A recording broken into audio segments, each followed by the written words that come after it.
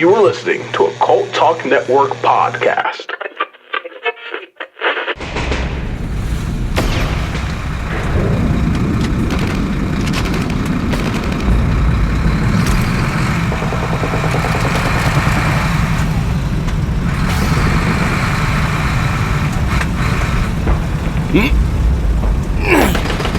All right, boys, our time has come. I know you'll make me proud. And remember, the men love you, I love you, and most importantly, the Emperor loves you. So get out there and have some fun. What's he gonna say? I think he's gonna say, Purge the unclean! Purge the unclean!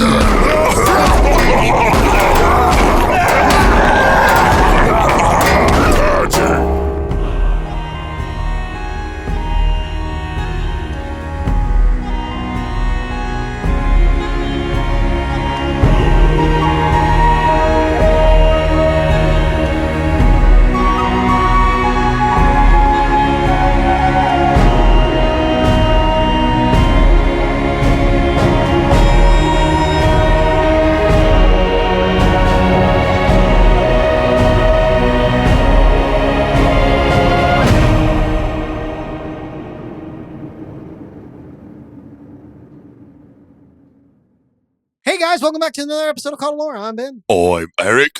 I'm Jerry. And I know that we just dropped an episode on the units of the Astra Militarum Part 2. I know we just did that, but as like part of my research and stuff for that episode, looking into the different parts of the Militarum and stuff, I, did a little digging into the Ogryns.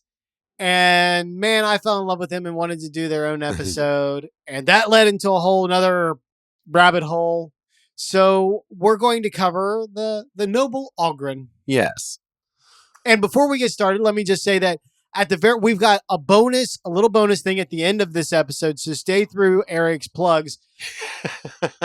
We know you don't want to, but yeah, we're going to blackmail you into this one. We won't do this often, I promise. But this one time there is bonus content after the credits. So stay tuned for that. Anyway, guys, what did you guys know of the Ogryn before you started? Okay, so sorry, I'm cutting in real quick. Fast, because I love these guys.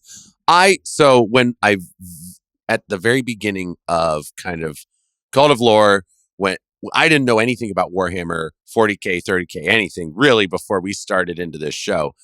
And there was a period of time where I got lost in the game part of things. Right. I went down that rabbit hole. And so that was my first introduction to them. You probably know more about the actual game than I do. Yeah, and that is probably true, which doesn't mean much, mind you, dear listeners. I don't know much about it, but that is the rabbit hole I went down for a little while there. It distracted me from the lore of it for a while. It was that bad. But I'm a rabbit hole diver. Anyway, I came across the Ogryn and I was like, oh, okay. I want an Imperial Guard army. I want it. I need it. I still haven't got it, but I'll get it. And it has to include Ogryn and all, in all their forms, or not all of them, but different forms, a plethora of forms. Because they're the shock. I know they're the shock troops, and that they're thick-skinned, literally. They're hard to take down and stuff like that. And so I got all that from the game. And I didn't really get any of the flavor stuff, even really up until we got to this episode. So, right. Yeah, there I was. Yeah, there's nothing not fun about these guys. Yeah, they're like orcs with all the drawbacks. Yeah. They're good guy orcs. Oh, yeah. What about you, Jerry? What did you know of the Ogryns, and what do you think of them now? The first time I had heard of them was during our episode where you had mentioned that. Oh, yeah. Oh, yeah. The last episode in release order, anyway. Yeah. Yeah. That was your introduction to them, wasn't it? What do you think of them? That definitely piqued my interest because they ended up turning out just neat. Okay, so what is an Ogryn? Well, it is a 40K version of an ogre, but more specifically, they're a class of abhuman, which is not a mutant. Not officially. Right. There's mutation involved, but it is not a mutant. So abhumans are a class of mutated human that is recognized and okayed by the Imperium at large. Right. There are abhumans that aren't accepted by the Imperium, and then there are ones that are. A lot of it comes down to, are they militarily viable? Yeah. And they have a division. I didn't write down the name of it, but they track, abhuman genes and bloodlines and stuff. And so they've got a list of acceptable, I won't say speed, abhumans. Yeah. Abhumans. And so the Ogryn is a class of those. Yep. There's no Ogryn homeworld, right? They come from more of a condition than a planet itself. Yeah. Which is interesting, which leads to a lot of flavor of Ogryn. They all share some common traits. They are all very, very big. About 10 feet tall. So there you go. 3 meters, 10 feet. Yeah. Freedom units. Yep. Versus commie points. And then what is that? What's weight? Did you do weight? I don't know the weight. No. So they're about Jesus fuck. That's what I said. Jesus fuck. So they're about 2,204 pounds is what I got. Wow. That's insane. So yeah, I got 1,000. 2,300 pounds. 2,300 pounds. Average. Yeah. So I know some of them are some muscular, and then some of them are kind of obese. Oh man, could you imagine an obese one? I always see the muscle guys, but man, 2,000 or so pounds, like just the bulk coming at you. Yeah. An obese one would be what? So the average weight for a human is like 160 to, for an adult male is like what, 160? 160 to 180? Maybe. That sounds right. So if we're going to go like obese to the point to where it's like, holy shit, that's what, 400 pounds? Right. Yeah. Yeah. It said grotesquely obese. Yeah. Oh. So 400 pounds for a human is where it starts getting into the holy shit territory. Right. Yeah. Right. So 2,000 pounds. So what? 4,000 pounds, 4,000 maybe? pound. Yeah. Fuck. 2-ton fella. Yeah. That's the average. That is your standard Ogryn. Jeez. Standard. I mean, that's like the average weight of a car, right? Like a sedan.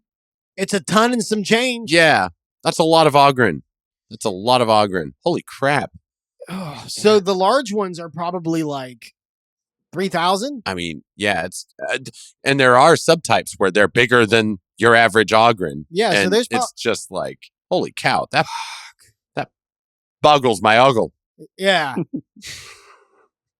I bet so an Ogryn in a one-on-one hand-to-hand fight, I bet an Ogryn fucks up a Space Marine. Oh yeah. Oh man. Except for the okay, which this will play into the things that all Ogryns share. For one, they're all big and massive. Yeah. But the reason why the Space Marine might win is because they're all also stupid. That comes with a caveat, though.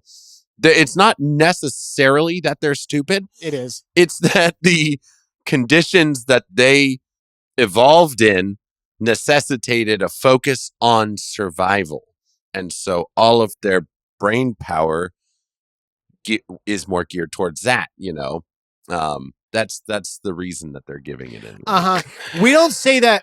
That's such bullshit. I saw that I've heard other people in other videos that I was listening to kind of peddle that nonsense. What the fuck? We don't go, well, a rabbit, it's not that a rabbit isn't smart. It just funneled all of its brains into, fucking. They're stupid. It's fine. I love them, but they're dumb. They're not donating any brain power to suppressing their instincts.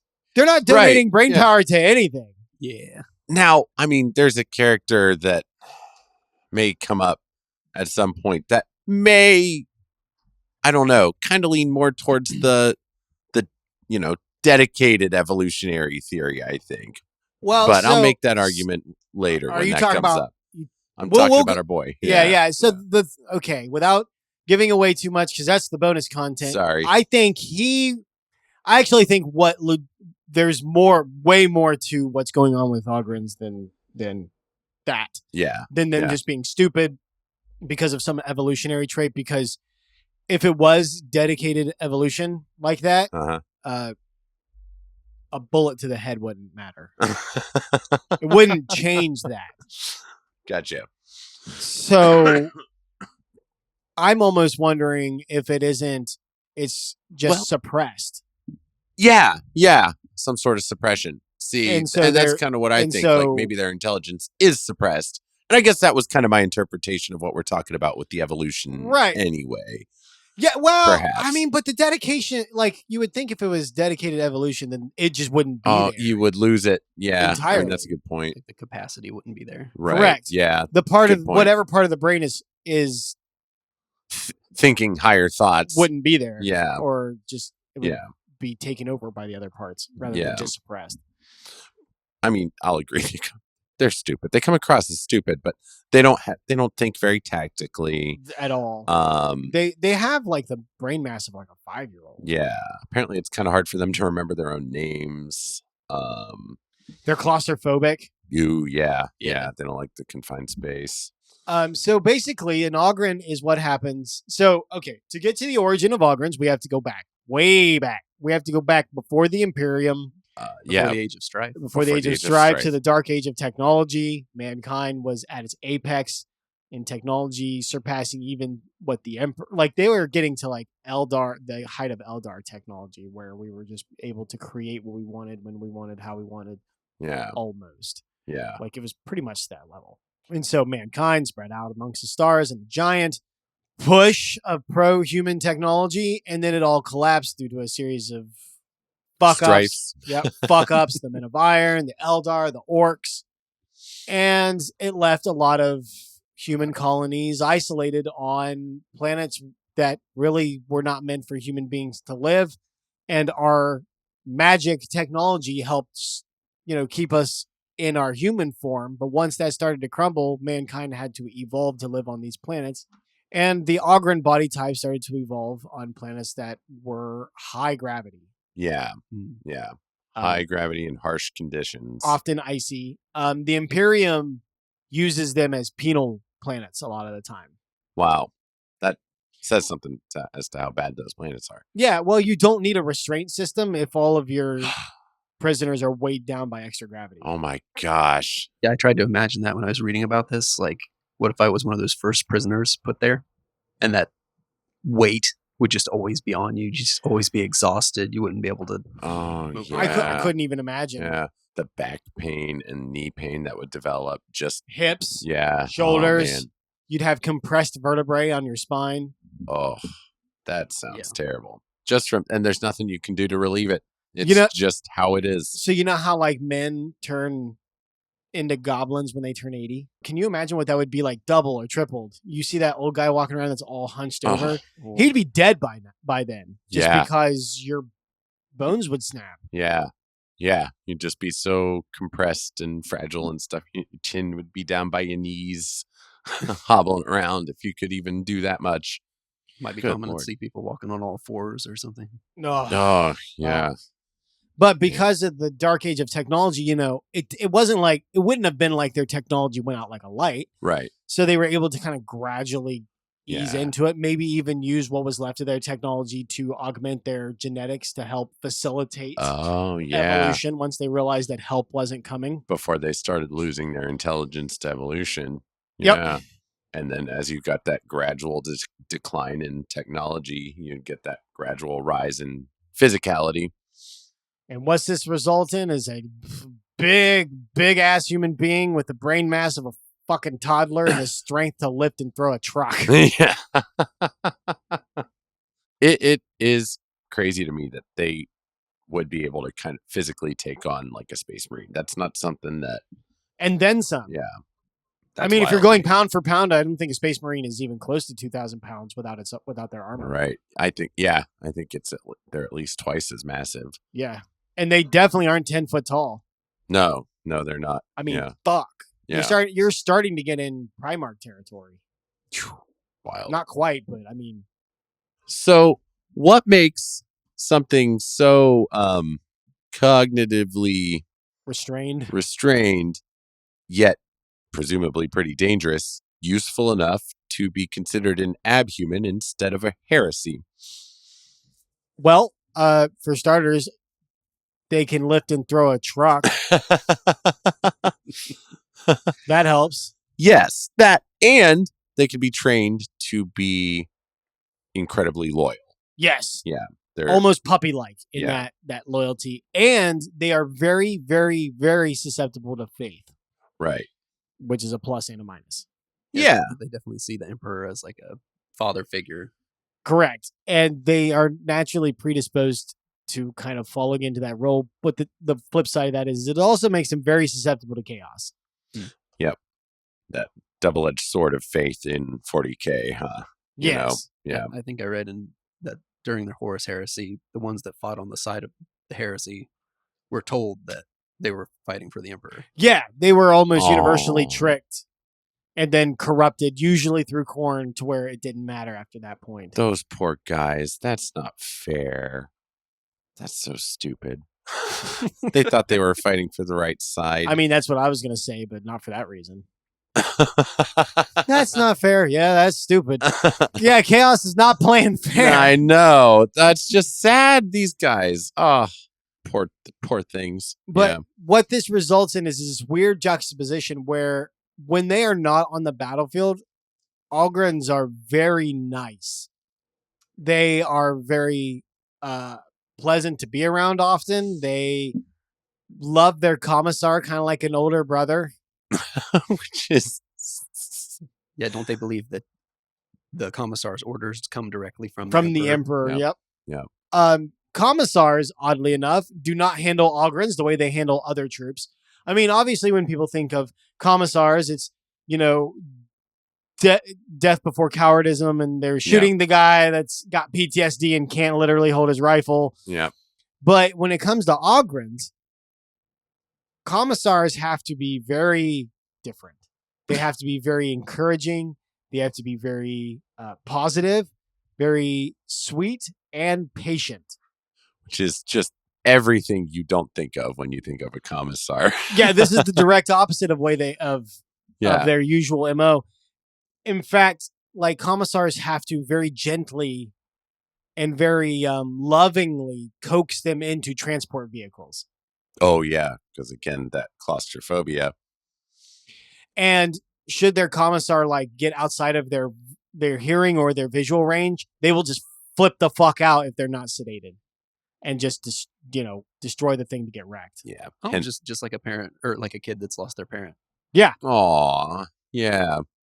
See, that just makes me feel even worse for the guys. Except for saying, "Officer, have you seen my mommy?" They say, "I'm going to pull your arms and legs off." Yeah. They're not crying, they're roaring. Yeah. So as you can imagine, what this leads to is Ogryns often being the front line or defensive line troops in most engagements. Right. Melee fighters for the most part, or close range, the Ripper guns that they get. Big, giant auto shotguns that would take a Space Marine to carry or more. Yeah. I read that they make the Ogryn happy when it's shooting, like it's like a satisfying sound. Yeah. Yeah. So because of that, a lot of the times Ogryns are taught that battle, even being injured in battle, is a game. It's fun. They're playing. And so what that leads to is a lot of times Ogryns, especially the bulwarks, which we'll get into the different types. I know Jerry's got a list ready for us. The bulwarks especially will be seen laughing and killing the enemy with high fives, more or less, even in the midst of losing the battle, right? Like they're being overwhelmed, but to them, it's still a game. And so even interacting with their enemy, clubbing them to death, is them engaging in a game with a counter player. Wow. They just think everybody's having fun. Yeah. Pretty kind of similar to orcs. They are similar to orcs. They're orcs without the drawback. Yeah. They, I think the difference is that orcs enjoy violence. Ogryns don't have a lot of concept of what violence is. Right. You can argue that it's point of view, but I think orcs are closer to serial killers where they just don't have the moral thing restricting them, whereas Ogryns are a lot more like Lenny. Yeah. And if you don't know who Lenny is, get a fucking education. Christ. These are kind of the Lenny of the humans. Yeah. because Lenny very easily could have been a violent person should George have encouraged him to be so. Yeah. He would have bought into it just fine. These guys are just getting manipulated all to shit, aren't they? Just through and through. Told what's fun, told what's right. Yeah. Told who they're fighting for. But I will actually sturdily come to the Imperium's defense on this. There's no peaceful existence for an Ogryn. Yeah. Somebody in the galaxy is going to be taking a chunk out of their ass. Yeah. Whether it's Chaos, the Tyranids, Orcs. That's true. Whatever. And they won't have the ability to really deal with it beyond just clumping it. Right. And it's not like they're going to establish. It's not like they have a future. Yeah. They've been evolving since the dark age of technology, and they haven't really been able to establish a whole lot of any sort of society. Yeah. Time's up. You have been rediscovered. Okay. Army and laborers. At least miners. Miners as in the people that work in the mines. Right. Yes. Not those ones. Yeah. But at least in the Astra Militarum, the Ogryns have each other. They're often in groups of Ogryns, so they have each other. They're treated very well by the soldiers around them because, again, as long as you're friendly to them, they love you. So they're surrounded by friends.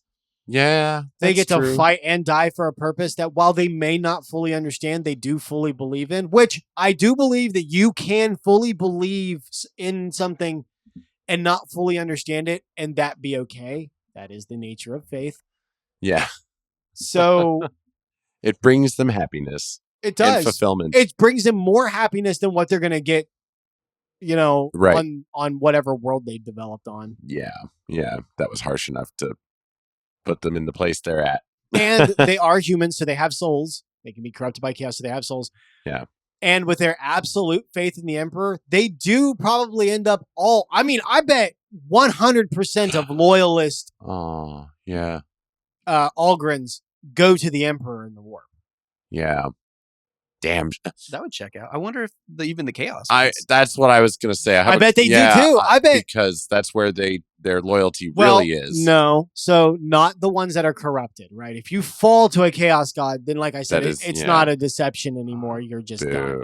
But there are definitely ones that die for chaos that go to the Emperor because they 100% Yeah, they weren't like corrupted. They were just fighting for it. Right. Yeah. And don't understand. Yeah. Yeah. Bless the Ogryn. Emperor bless them. And it's stuff like this is why I was like, for one, that's why we titled this episode The Noble Ogryn. The Noble Ogryn. Yeah. And that's why I want to do an episode on it even after doing the Astra Militarum, because these guys are they deserve any episode that's done on them is well deserved. Yeah. I wouldn't even say that they are an aspect of 40K that gets overlooked, because I don't think they are. I think people really like them. Yeah. But I think it's well deserved. And I think they deserve to be talked about. Jerry. Yes, sir. You have a list, or at least a few lists. I have a couple lists. Let's list. Well, I've got a small list of the types of Ogryns you might see in battle. Okay. Ooh. The first one is the Bulwark. We mentioned that one. All right, so what's a Bulwark? They're the aggressive ones that have usually melee weapons. I know aggressive doesn't really distinguish them. The idea of ones we're like, that is an aggressive Ogryn. That's a scary thought. Yeah. Fuck. Good Lord. These ones they run into the battle. They're swinging. They're just berserker troops, basically. They throw in caution to the wind. They're the ones that are born with bad attitudes. Yeah. Fuck, man. Now there's the gunluggers. They are, because they're so big, they can carry very large weapons. Yeah. Long range weapons into battle. And so they'll carry big heavy guns. But sometimes they forget that they have a long range gun and they just run in there and start using it as a melee weapon anyway. Oh no. Start clubbing things with it. I have this really big club here. If it runs out of ammo, it runs out of ammo. There you go. It's not fully out of ammo. And then I really like the Bulgryns. Did you guys run into too. those? Yeah, they were in the game. They were the ones I really, really liked. So these guys have the most armor, it seems, and they also have these big slab shields that's like a wall that they carry. And when they're in battle, they can like go side by side and link up those shields. Yes. And then just be like this wall, and then troops can come in behind them and be safe, and they can just soak up a ton of damage with these huge shields. Yes. And I'm sure you'll show a picture of them because absolutely. Because they're you'll find neat. it right. Yeah. They were kind of the ones that really got me into Ogryn as far as like, ooh, what I want for the game, you know? It's like, there we go. I could line them up and march them forward, and exactly that. You can filter in your other guardsmen behind them or whatever, and they're taking that fire for these other troops. If I was in a regiment, I would definitely want at least one Ogryn in my Absolutely, group. yeah. One? And be standing Jesus, behind him. Yeah, no, I would have.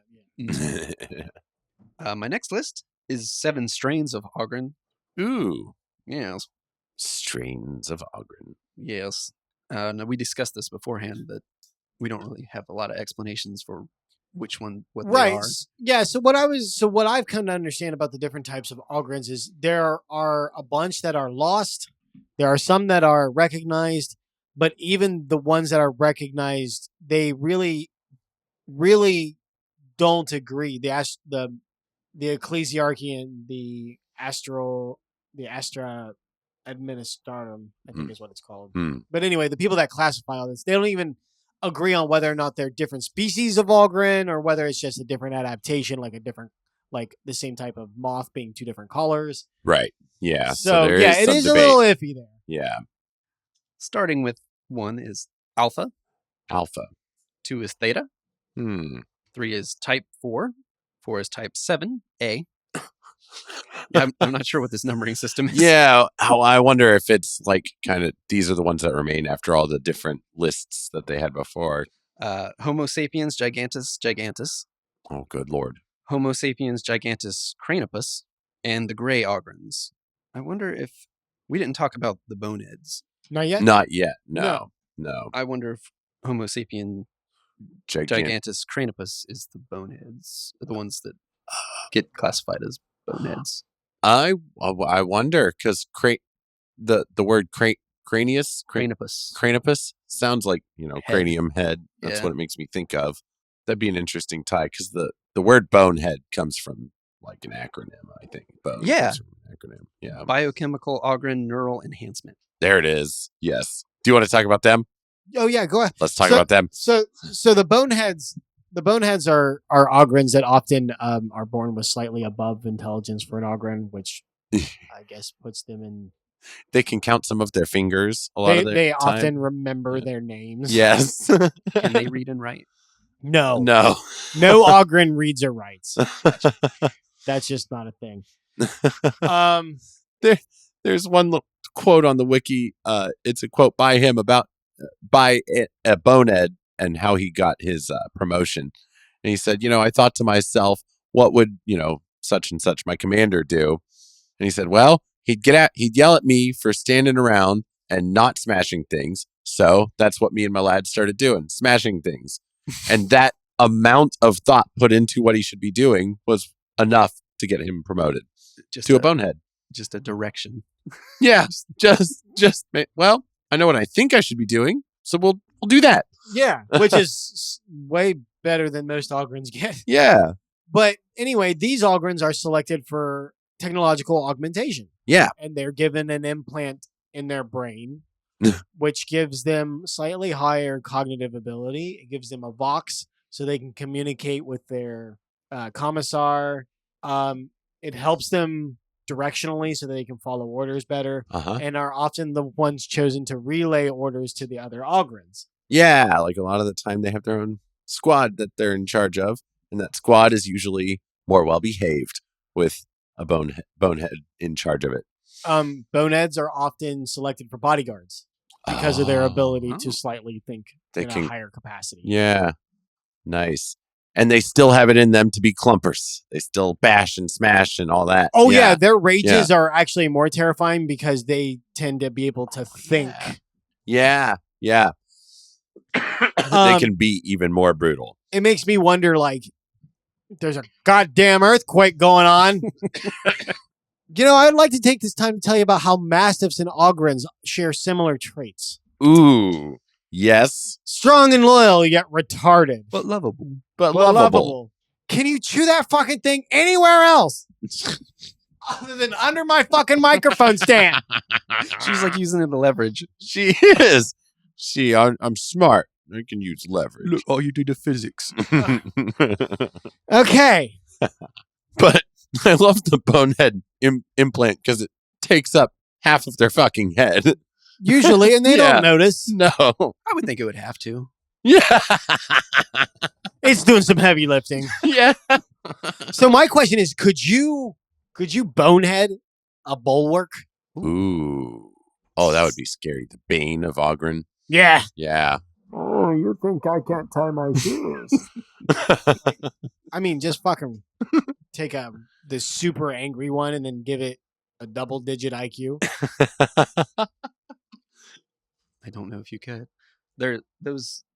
Some of them come from worlds where, you had mentioned that there's just no society there. Right. They come from a place where it's just so aggressively not societal that they can only be used as just shock troops that are thrown into the battle without being able. They can't even really train them. Right. They just sort of deploy them and hope.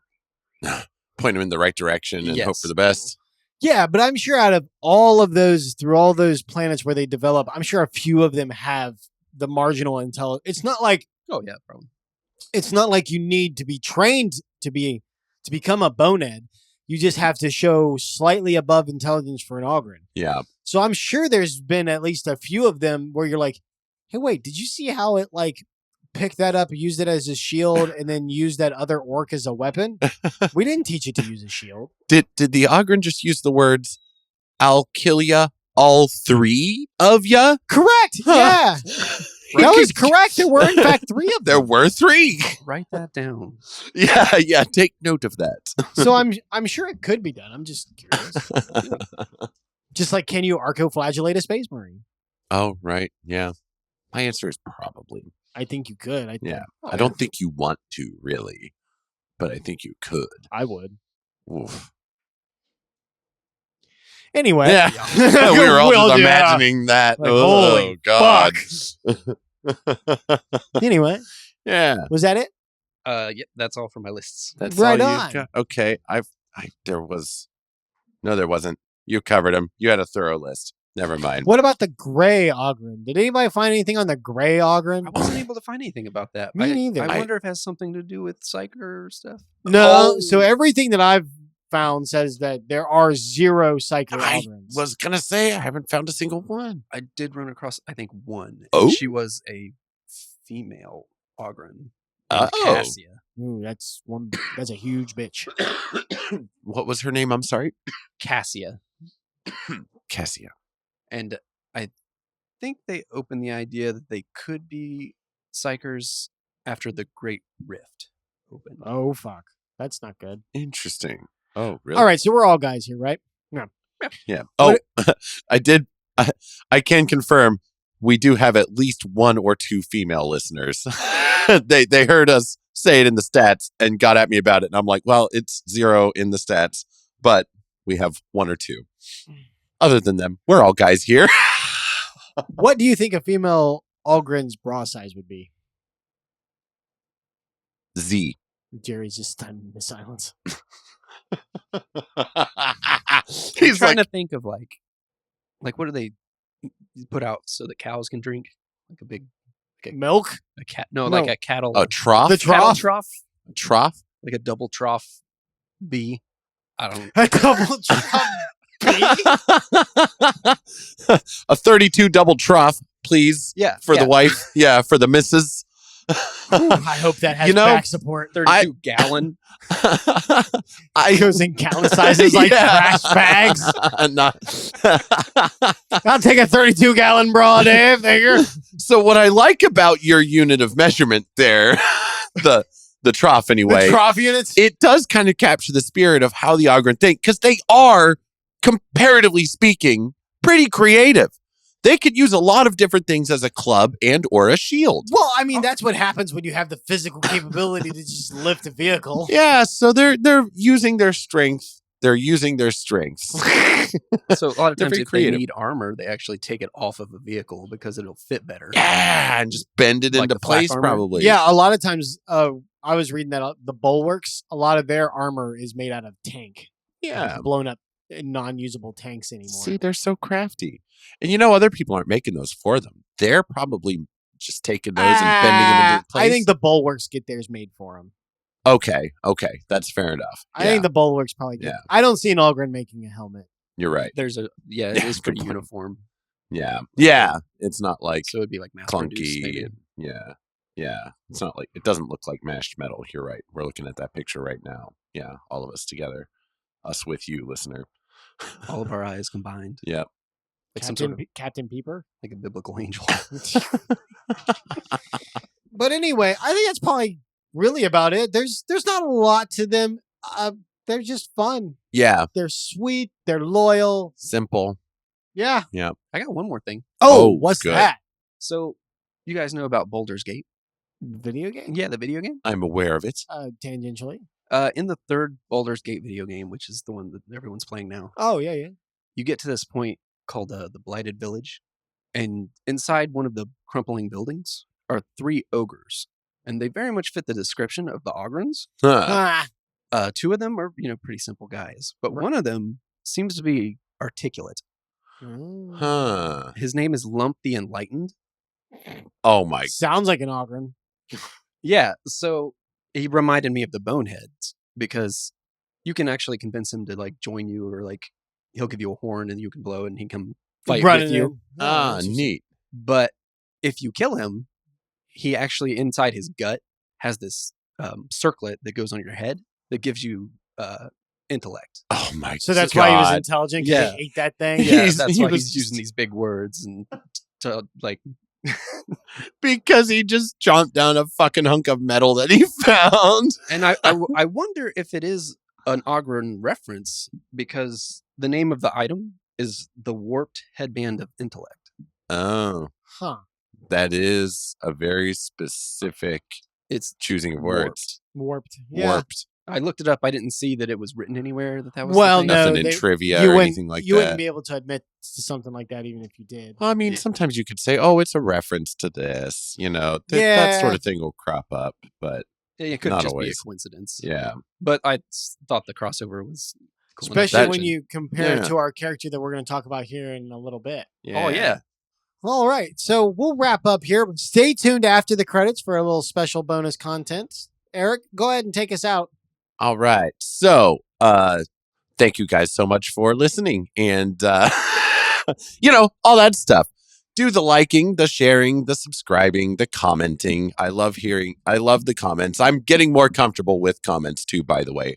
I'll admit it right now. Starting out, I was very much like, oh my God, there's a comment. What do we say? What do we fucking say? Ben, help. So, no, I'm getting more comfortable with that. It's a lot of fun. You guys are great and have a lot of cool insights and yada, yada. We get to laugh along at some of the jokes that work their way into these shows, and it's cool. So that's always fun. And if you like this show, there are plenty more episodes of Cult of Lore talking about Warhammer 40K. We also, of course, branch off into many other things, such as mythology and other lores within fiction and stuff. So there's tons to explore at this point. Please feel free to go back and listen. It's a lot of fun. Cult Talks Conspiracy. Yep, Cult Talks Conspiracy, hosted by Ty and Bailey, and they talk about conspiracy theories and the history therein, and UFOs, cryptids, all sorts of stuff. They cover all sorts of really neat things. So they're a lot of fun. Yeah, check them out. And if you like more true. It has true crime vibes to it. True life conspiracies. Yeah. That's more your speed. Yeah. And of course, we've got tons of other shows. Cult of Campbell, where we talk about Bruce Campbell movies. So we review those and have a good time talking about that and rating them. I believe it was referred to as the #1 Bruce Campbell podcast on Earth. As it was when it was the only one. Still makes it a true statement. Yeah. And we're coming out of Culttober, where we every year, the month of October is just dedicated to the celebration of Halloween. And we do all sorts of movie reviews and stuff like that, and have been for quite some time. This was Culttober 4. So, and we're constantly trying new stuff, new content, new all kinds of stuff. So stay tuned to the channel for. I mean, you never know what actually we're going to shit out at some point. Honestly, we don't even. Yeah. So, it'll be something that is completely like out of left field for the entire Cult Talk network. Absolutely. So, yeah, that's what I got. All right. So now on to the bonus content since we blackmailed you into listening to that. Yeah. This is a short story review. The story of Dredge Runners. Dredge Runners. A Baggett and Claude story. Who are Baggett and Claude? The goats. I love these two. So how did you find this story specifically? It was because we decided to do the Ogryn for an episode, and then next thing I know, Ben's like, "You have got to listen to this short story before we record the episode. It is great." So I started looking for stories that had an Ogryn as a character or had a lot of Ogryns in them, or dare I hope had an Ogryn as a main character. I realized that was a bit of a stretch because of their intellectual incapacity. They don't exactly have main character vibes, or so you would think. And the only one that really came up was Dredge Runners, which was a short audio drama, and then there is a novel that follows after it, which I haven't gotten into yet. But I'm going to. But it follows Baggett and Claude. Baggett is a ratling, which 30,000 foot overview. The ratling is basically the Hobbit of the 40K setting, only instead of like hairy feet and looking human, they have more rat-like features. They're natural snipers. They hide. They're stealthy. Clever. They're another abhuman that is often used in the Astra Militarum. Yeah. So Baggett is a ratling, and then his partner in crime is Claude the Ogryn. Claude is not a normal Ogryn. He's a little unusual, isn't he? Yeah, he's enhanced in some way. Yeah. Claude is very intelligent for an Ogryn. Actually, for a person. For a person, yeah. The look on Jerry's face when he started talking was great, because that was the look on my face the first time I came across that scene. And mine. Yeah. After researching the Ogryn, it took me aback. Had some doubt, right? It's like, wait a minute. Hold on. Wait. Especially for you. Ben gave me the heads up. Smarter than your average Ogryn. So Claude, when they were in the military, Baggett accidentally shot Claude in the head on a bet. And this gave Claude brain damage, which in turn gave him the intellect to speculate on things, but not the intellect to arrive to any real conclusions. That's a really good way of putting it. He does a lot of philosophical contemplation. With arriving to no answers. Yeah. He'll go on. And then just, someone's like, what the heck does that mean? He's like, I don't know. Like, I was contemplating our place in the singular universe as it exists on this planet and whether or not we'll be able to escape the confines of our fate. Just on and on and on. And at the end, I go, but I'm not really sure I understand what any of that means. And just move on. Yeah. Which is what makes it brain damage instead of like some sort of like enhancement. Yeah. He is not enhanced. He doesn't really. Like, at the end of the day, like, in practice, he didn't really get smarter as far as things go. I get the sense that he could get there, but it would take so long that he would forget. Yeah. Yeah, it didn't help his memory in the slightest. He has the same memory as an Ogryn, which they often have trouble remembering. Yeah. So, it's just this... It's a crime caper. Yeah. Which I love. Yeah. So Baggett and Claude are basically smugglers. They are deserters from the military, and they are working in this underhive city, which is called the Dredge. And you listen to, we did a Hive City episode. We did. So you go back and listen to that to get kind of the 411 on what an underhive is like. Yeah. And basically, they fuck up a job for a mafia person who then forces them to find dirt on a member of the government who appears to be squeaky clean. Yeah. And it just goes to all hell and gone, and they have to try to swindle, blackmail, and blow up their way out of it. Yeah.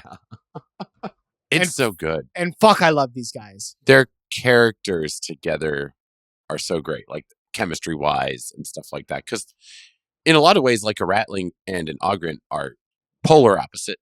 Oh, yeah. In almost every way. Yeah. One is small and clever. One is stealthy. Big and dumb. Yeah. One is very stealthy. One just can't be stealthy in any capacity. Not even our smart boy. No. Yeah. Oh God, no. No. These guys make it work though. They Oh do. God, they do. Seeing them come out on top, although still broke, was just great. Oh, I love it.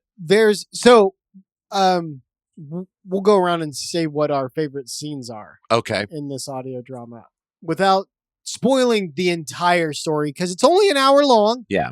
I could not recommend enough that you guys give it a listen to. It's well worth your time. It was fucking fun. But anyway, my favorite scene, there's whenever you have a drama or any sort of play or anything that has, high stakes in it where it's a partner duo in your story, you got to have a moment where they almost break up, right? Not quite, but some level of that scene. Some challenge to their relationship is required in every story to kind of make it feel complete and well-rounded. Yeah. In this one, they have the money and they could just escape. But Claude doesn't want to. He wants to complete their own self-appointed mission in this whole mess. Yeah. Because he finds a real moral reason to do so. It's against his principles, which you find out very early on in the story. Claude is a stickler for his own principles. His principles, yeah. You know how I get when it comes to my principles. And so he's like, we can't take this money. We have to use it to unfuck this situation. Yeah. And Baggett is just like, no, screw you. I'm leaving with this money. We've worked hard. We deserve it. All this stuff. Yeah. And the more he argues, the less resistant he becomes until he's arguing and all Claude is saying is, it's okay, Baggett. It's okay. It's all right. It's all right. And then Baggett just breaks down and starts crying. He's like, we almost had it. We almost got away. And he's still holding all the money. He just knows that he can't argue with Claude. He doesn't really want to. He would rather have his friend than the money. Yep. And deep down, he believes that what's happening is morally wrong. He does. Because he wants out of. That's why he wants out so bad. Yeah, he hates. That's his whole motivation. Yeah. So he seems greedy, but he just wants out. Yeah, he wants the money so they can leave and then do legitimate business and be done with all this. Yeah. He hates it. Yeah. But he will take Claude with him no matter what. And that, yeah. Yeah. That leads me to, I'll say what my favorite scene more or less is. I'm picking it anyway as my favorite to talk about because it's the scene he's being threatened. Baggett is. Physically threatened. He's being choked, strangled. Yeah, that's right. He was at that point because he... he's being hired to do this job, but he's being told that Claude's going to be the fall guy for the other botched job. And Baggett's just like, that's not happening. It's going to be both of us or none of us. Yeah, you might as well just kill me now. He is being like choked by a mechanical arm and he's, you may as well break my neck now then. Go for it. And I just love that about the relationship. And I don't know if it comes from like his guilt over accidentally shooting Claude in the head, and now he feels like he kind of has to look after him, or maybe he just feels like he has to look after him because he's an Ogryn out in the world now, or perhaps they bonded in other ways in the military that we just don't know about yet. I think it's all of the above. Yeah, they definitely had a strong bond. Yeah, they really did. Like, despite their differences in approach, and so no, I loved that scene. That was such a good scene. Baggett I really like him. He struck me as, I like that conflict between like, it's portrayed as selfishness. It's not selfishness, really. Again, it's that desire to get them both out. But that kind of pitted against the conscience that looms over him in Claude.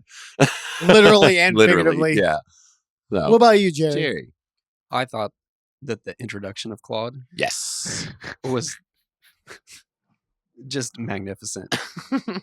These guys are like coming to meet him and they know there's an Ogryn in there and they're just like, the one guy's like scared to shit, the other guy's like cautious, and they're like, we'll just get this done and leave. But they get there and then there he is and he's just staring at the ceiling just looking up, and then they're like, is he broken? Like, I don't think he can hear us. And then he starts to talk. And he's like, I'm just contemplating the universe. And they're like, What? They're like, you're contemplating what? They don't even understand what the fuck he said. Yeah, because he's going on. That took me That back, whole- and that was fantastic. That whole Yes. opening scene is so good. That is really what my real favorite. What about the scene final is. crate?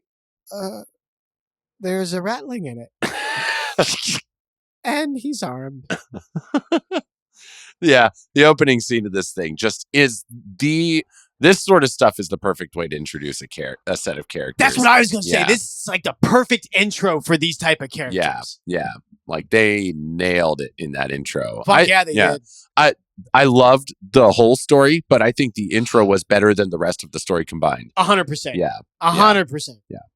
Yeah. Oh my God. Claude's lines alone were so they're trying to like pressure Claude into like making a decision, which, for a regular Ogryn would be impossible. But Claude kind of understands the ramifications of what's going on. They think they're threatening Baggett. Claude, having forgot the plan, thinks they're threatening Baggett. And so they're like, so what are you going to do, Ogryn? Are you going to give us the goods or are you going to let us kill your friend? And he's just like kind of stuck. And they yell at him. They're like, what's it going to be? And he's like, well, I'm trying to come up with a proper answer. But you yelling at me and my predisposition for wanting to rip your arms and legs off is making it difficult. It's like, dude, shut up. What are you yelling at him for? And he's like, so he just decides, he's like, so if I don't hear from my friend in a minute, I'm going to pick up that truck you drove in and beat you both to death with it like I'm putting out a fire. Oh, that line was gold. What a way to introduce a character. It's so good. Glorious. Beat you to death like I'm putting out a fire. Oh. Being threatened by like a 10-foot tall, 2,000-pound human. I mean, no wonder that dude's ready to shit his pants. Oh, yeah. I would be. No. Oh my God, that was funny. Oh, it was so good. Oh, Yeah. I was losing it. So I listen to a lot of my stuff while I'm at work because I'm lucky enough that I can do that.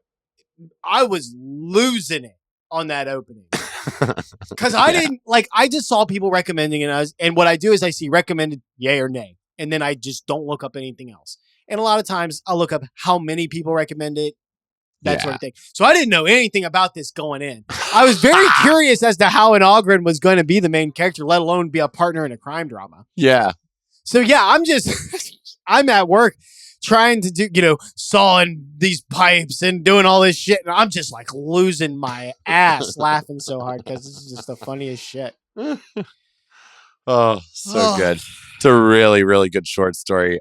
I can't wait to check out the novel. Oh, and that's next. I hope they have the same voice actors. So it's not, I don't think so because it's not an audio drama. It's an audiobook. Which is a shame. Yeah. The voice acting was really good in that. It was. Oh my God.